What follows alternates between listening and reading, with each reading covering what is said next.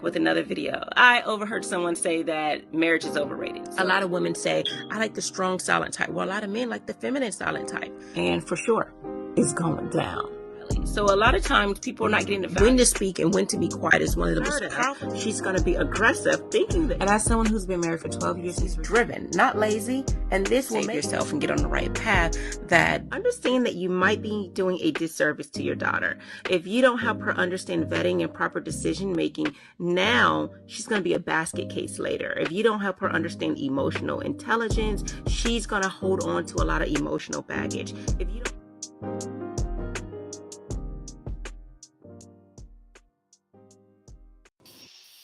Welcome to another live with Mrs. Danielle DeVita. I have a treat for you today. I have a couple that's going to come on here and talk about the early stages of their relationship. So we're going to talk about the early stages of relationships. So definitely tune in. If you'd like to join the conversation, you can go ahead and put a comment in the chat, or you can call the number on the screen. So I have that number up now. That number is 813-1813. So I'm going to go ahead and add them on. Before I do that, if you're interested, you can go to my website. That number is also at the bottom of the screen, Mrs. Danielle DeVita. I have a book that is out. It is called Command Respect from the Woman You Want. That book is out. It's $7.50 for paperback and $5.99 if you want to get it on Kindle. You can go to my website to get it. Don't think I forgot about you, ladies. I do have a book coming out for you, and it's called Girl, Go Get Your Husband. That book will be out late spring, followed by a book for teenage girls called Boy Bye. So definitely stay tuned for that. So let me go ahead and introduce my guests. I have Darrell and Paige on. Let's see. How y'all doing today? Good. Good. Wonderful. So we're going to get started with some questions, right? So the first question that I'm going to ask, I'm going to start with you, Paige, and then I'm going to ask you, Darrell, the same question. What qualities do you look for in a good mate going into your relationship?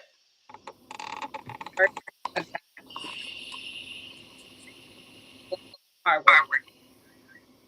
I think it may have broken up on the audio. Can you say it one more time? A God-fearing man, hardworking and responsible. Okay, God-fearing man, hardworking and responsible. Yes. Okay, and what about you, Darrell?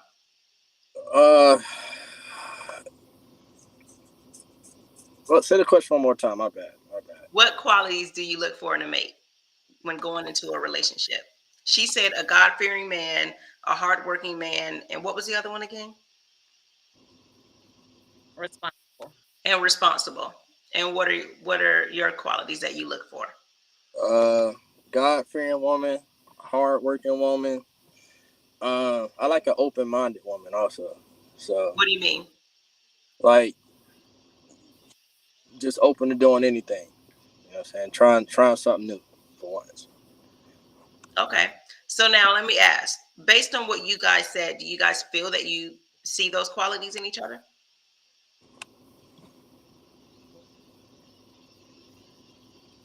Yeah. I'm sorry, what was that? Yes. Okay. Darrell? Yeah, me too. Okay.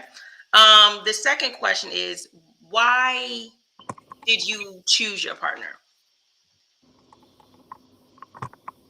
Besides the qualities, what made you choose Paige? What made you choose Darrell? And then Darrell, what made you choose Paige?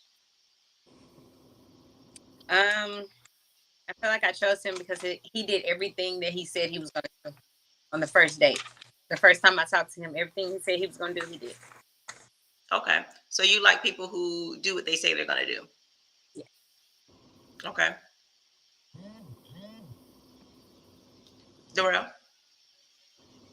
You said what made me choose her the first? What I liked about her?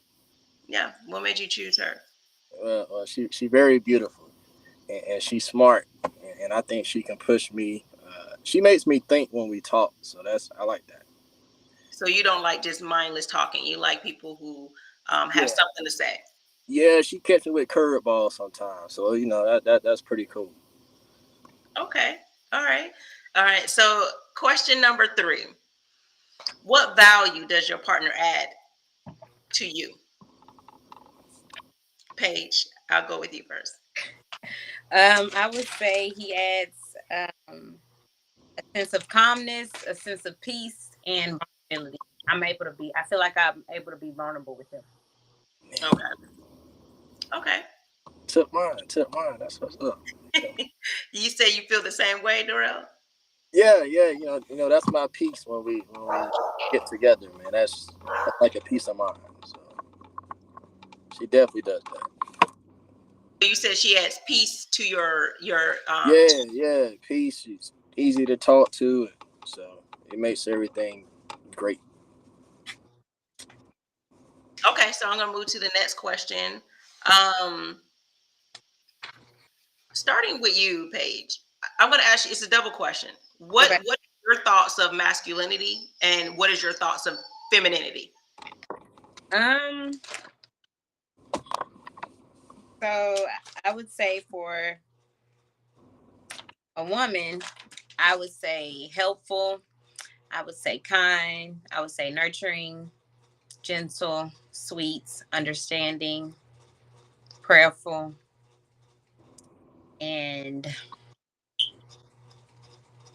for men, I would say strong, hardworking, independent. Do you feel that you in your relationship, do you feel that you exhibit feminine qualities and Darrell exhibits masculine qualities in your relationship? Definitely. Okay. All right. Because I always say, one of the biggest things that deters a lot of women in relationships is a lack of femininity. And so, just what you said, those qualities and what it is to be feminine, I think that is what it takes to be feminine. And we want women to have those qualities, but still, be empowered, right? Darrell, what do you think? What is your definition, or what are your thoughts of what femininity is and what masculinity is? My thoughts of femininity are confidence, assertiveness, independence, and daring. Um, what I mean by that is like I had it written down. Like being creative, like energy is being created. You know what I'm saying? So creative intuition. That's what I'm saying. Let me ask you this, because I know you were saying about independence. A lot of women, I would say today, they love the whole idea of being independent. Do you think that there's too much of, can there be too much of independence, I should say, I don't that think so. takes away from femininity, I mean? No, I don't think so. Okay, and then you said daring. Can you explain what you mean by that? Yeah, and just the open, being open. That's what I'm saying. I think. I mean, she, like I told, she hits me with questions I would never think thought of that would be asked. And my whole 37 years of living. So it's just like, all right, I'm gonna get back to you on that. So it opens up my mind and like pushes me a little bit. You know what I'm saying? Think outside the box. Okay, I never know what's gonna come out her mouth. I really don't. I really don't never know what's gonna come out. So so you said you gave me the definition of femininity and things like that, and you expanded on it. What is your definition of masculinity? uh,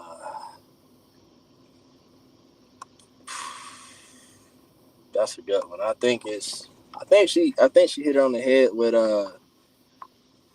independent, uh hardworking. Uh I had it written down. Sorry, I had it written down. Uh, I think let's say also Masculinity. is, yeah. Uh, I believe it's like structure and rules. I believe that's masculine. Also, Okay. Do you believe that you're structured and hardworking? What she was listing, what masculinity is. Do you think you fit in terms of those definitions for her? yeah, for her I do. Yeah, for her. Okay. And I think I asked you, okay, so that was 4 questions. Here's my fifth question, because this is something that people talk about a lot. They always have this phrase, what do you bring to the table? What are your thoughts about that phrase, starting with Paige?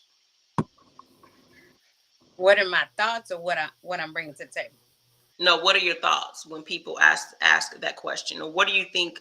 Do you think that's a question that men should ask or what women should ask? Their mate. What do you bring to the table? Do you like that question? Do you like that phrase? And what are your thoughts? Yes, I definitely am open. So I definitely like that phrase because I feel like it's very important because you don't want to just jump into something or be something. I don't know if that person can do that for you. I mean, sometimes you can kind of feel it, but you don't want to just be like, okay, I'm gonna be with someone, and they're like loud. So for me, what I would bring to the table, because it's easy for me to say, like, I'll bring peace, joy. I'm a prayer warrior. I'm hardworking. I'm consistent. And I'm strong. I'm pretty much stable my whole life. So I would say not my whole life, but I've been pretty mature my whole life, like since I was very young. So I just would say that what I would bring, I would definitely want the person to reciprocate what they would bring to me, because I wouldn't want it to be just me saying, "Hey, I'm bringing this." You know. So do you prefer people to ask that question? So like, let's say this is the first date. Do you prefer people to say, so what do you bring to the table? Or do you um, want people to ask in different ways? Do you think there should be different, questions about that they should ask to allude to what value you bring? Or do you like people to say, hey, so what do you bring to this relationship? Do you like that? Either way, I would answer the question. Didn't matter how. Okay, because I know it's a hot topic. A lot of women, some people really don't like that question. They're like, "Well, why are you asking me that?" And some people, like you said, that they'll answer the question. I'll bring peace. I'll bring this. I'll bring that. And then it will be up to that person to determine, are they really bringing those things Right. by continuing on to the relationship. What do you think, Darrell? I think it should be asked eventually. I don't know about the first date. I don't know about that, but eventually, if something, you continue pursuing. I believe so. Oh, okay. Have you asked that question, No, I ain't or asked do that. you feel like you know the answer, so you didn't need to ask? It'll get there. It'll get there. It might get there after we get off, but it might get there. So I appreciate y'all coming on. Did y'all want to elaborate, say a few additional things? Have additional questions that you wanted to elaborate on that I did not go into? No, I'm good. I'm good. Okay, so I have one last question for you. One last question. A lot of people, I think it's a thing in a relationship where people, you know how when you're talking to someone, like you're just talking, Mhm. and then there's dating, and then there's titles. Is that, to you guys, is that considered all one mush, or that has to be specified in a relationship? We're only in the talking stage. We're only in the dating stage. We're only here. We're only, That's a good one. because a lot of people think they're in relationships and they're not, and a lot of people think that they're still in a dating phase, but the other person thought they were exclusive. So, what is really the early stages? How does it go? I'm gonna ask you, Darrell, first, because I think Oh, men define what stage they are, and the woman may never know. So, what is considered talking, and what is considered dating, and what is considered exclusively dating, and what is considered a committed relationship? What's the uh, stages? you, What you does that asked look like? you asked the wrong person. You should have asked that one on the other side. Okay, I'm gonna start with Paige, but I'm gonna come back to you Yeah, though. you come back to me on that. Go ahead, and when I get to you, please do not say, "Yeah, what she said." Okay, so go ahead, Paige. Can you ask the question again? What is the early? What are the stages of a relationship? You know how some people say we're just talking. What is talking? And when some people say now we're dating, and then now we're exclusive, now we're committed exclusive. What do those stages look like in your opinion? In my opinion, I feel like they should be broken down. But I feel like if it's a mutual thing, then I feel like there should be an agreement first before anything is said. For example, I said, I think we should be exclusive because I did see qualities that I like, right? So that to me means I'm only dating you.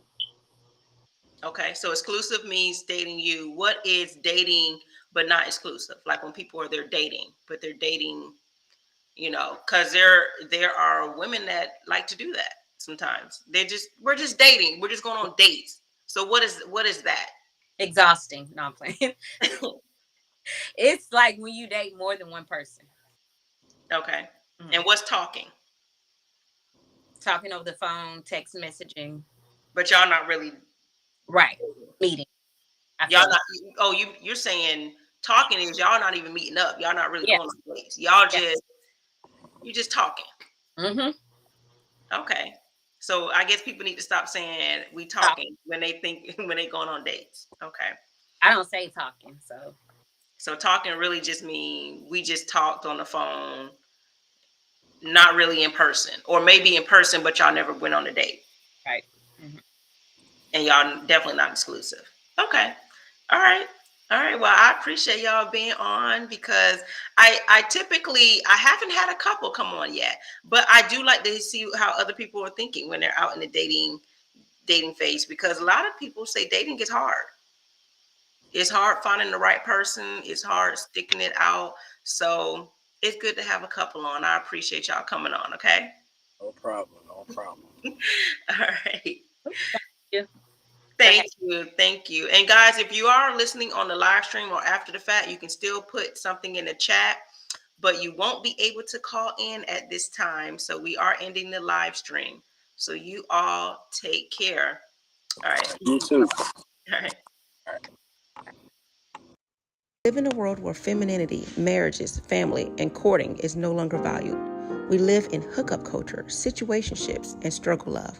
The number one reason women struggle in long-term relationships, number one, femininity, and number two, staying in a relationship or entertaining people longer than the woman should. My name is Danielle DeVita, and I'm a relationship and femininity coach.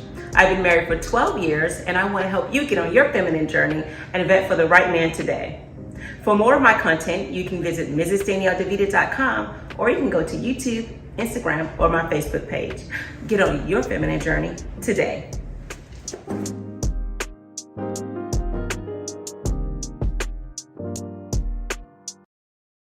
Perk 101.